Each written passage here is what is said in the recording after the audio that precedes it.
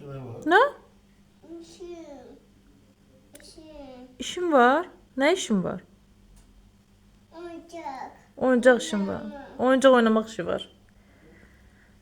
Gidək onda qaqaşı məktəbə qoyaq gələk, sonra iş görərsən, yaxşı? Hey!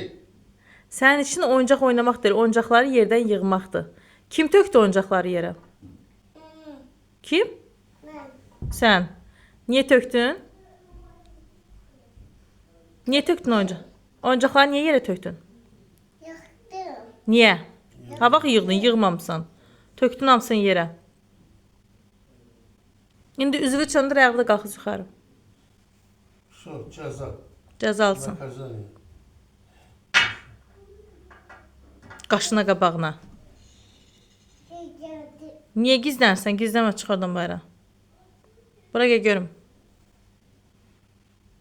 Görürəm səni. Görürəm səni.